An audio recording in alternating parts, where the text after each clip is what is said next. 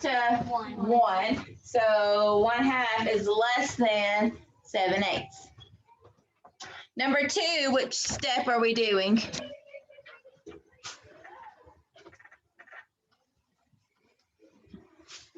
Number 2, which step are we doing? 1, 2, or 3? Liam? 2. 2. Same numerator, so smaller denominator, larger the value. So 5/7 is less than 5/6. Number 3, which one are we doing? Sophia? 1. Do they have the same denominator? 2. Number 3, right. What's the answer here, Ruth? Equal to? Equal to, they both equal 1. Good. Number 4, 1/3 and 3/3. Which step are we doing, Blaine? It would be number 2. Oh no. They have the same denominator, the same numerator? 1. Right, they have the same denominator. Larger numerator, larger the value. 1/3 is less than 3/3. Number 5, what step are we doing, Allie?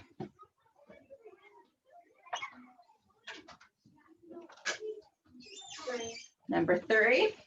3/4 estimates to 1. 2/10 estimates to 0. So 3/4 is greater than 2/10.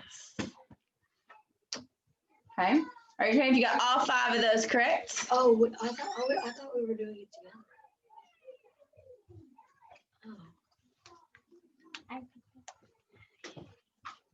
Good. After we get done, then you guys can have a tally. You always do daily math by yourself, and then we check it. You should have raised your hand and asked if you were unsure. Good job. We are moving on. So if you got all of those correct, then once we are done with class, then you can have a tally. All right. So today we're going to rename fractions.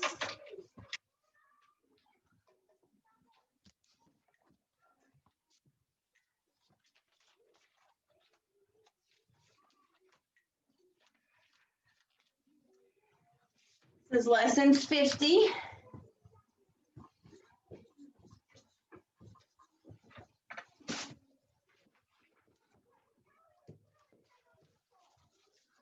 Renaming fractions. What does this big word mean? What does this big word mean? Naomi? It's equal to something? Yes, it means it's equal. So, even though fractions may not have the same number, they may equal the same value.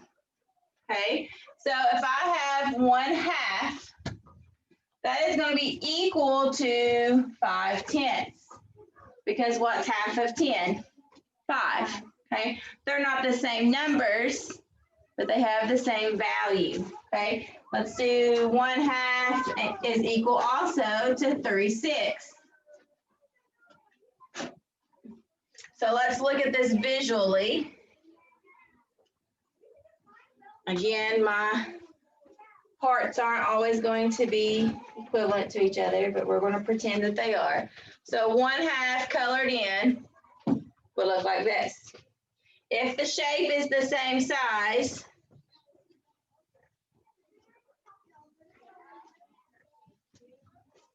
but it's cut into 6 parts, if I have 3 parts shaded in, am I getting the same pieces of chocolate?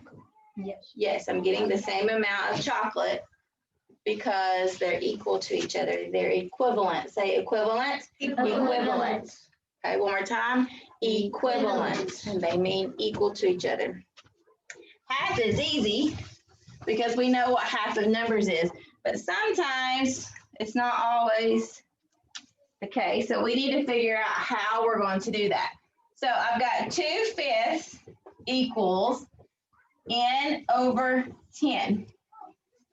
And we have to solve for n. Okay, so we look at the numbers they give us and see what did I do to 5 to get to 10. So raise your hand. What did I do mathematically to get from 5 to 10? Liam? Okay, we're not going to add anything. We're either going to multiply or divide. Okay, I should have said that first. So what did we do to get from 5 to 10? Blaine? We multiplied 5 to 2 and then it made. Right. We multiplied by 2 to get to 10. Whatever we do to one number, we have to do to the other. Okay, so if we multiplied our denominator by 2, we have to multiply our numerator by 2. And whatever we do down here, we have to do up here. Whatever we do up here, we have to do down here to keep them equivalent. I can't multiply this by 2, multiply by this by 4, and it still be equivalent to each other. They have to be the same number. Okay, so what does n equal? N is going to equal 2 times 2 equals 4. Okay, so 2/5 is equivalent to 4/10. Okay, we're always going to either multiply or divide. These are called related fractions.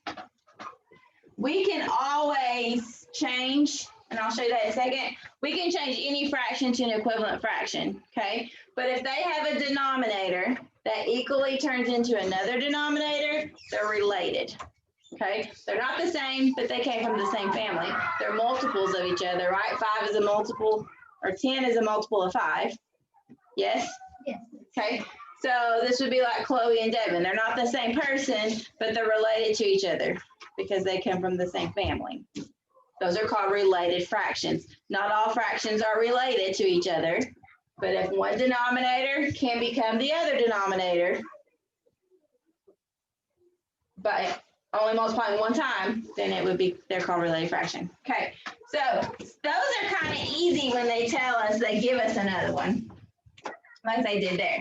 All right, so look at this one. This is kind of fun. 4/5. If I want to give an equivalent fraction to 4/5, pick a number. 6. 6. As long as I multiply both numbers by 6, 4 times 6 is 24. 5 times 6 is 30.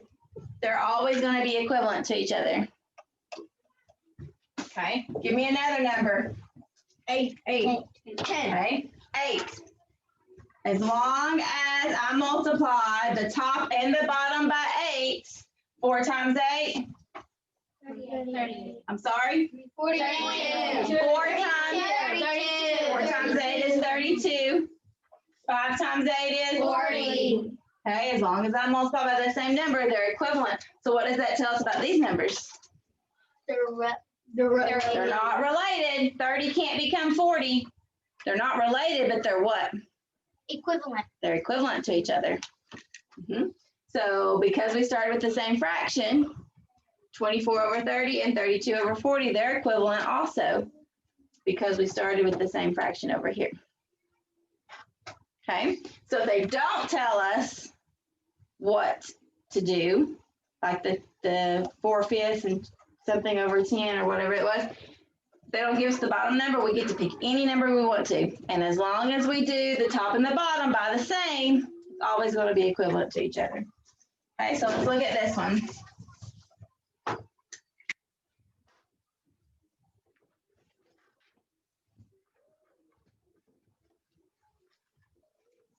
All right, so what happened to 4 to get to 16? Multiply by 4. Multiply by 4. So I'm going to multiply 3 by 5. Will that be okay? No. No. What do I have to multiply 3 by? By 4. So n equals 12. 12. Okay. It works the same way Okay, what did I do to 9 to get to 3? Divide by. 3 divided by 9. I divided by 3. 9 divided by 3. So what do I have to do up here? Divided by 3. Divide by 3. So n equals 1. 1. This is called reducing. Okay, or you can, it may be called lower terms or lowest terms.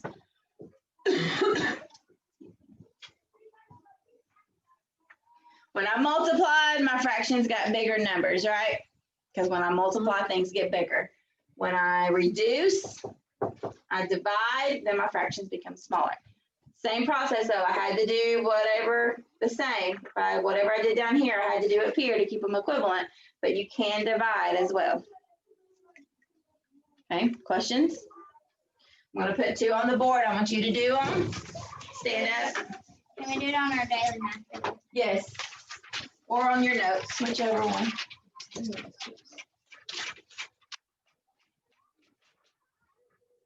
I want you to do these. And then stand.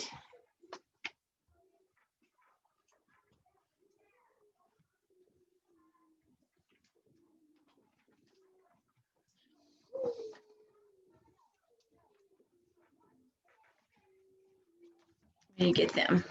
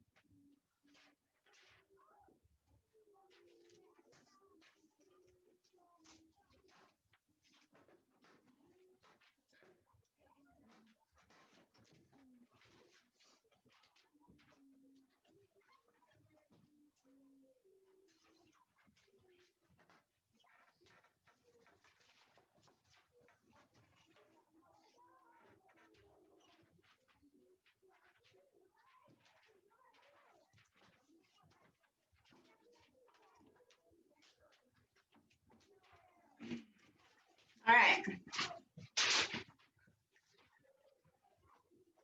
10 over 20 equals n over 4.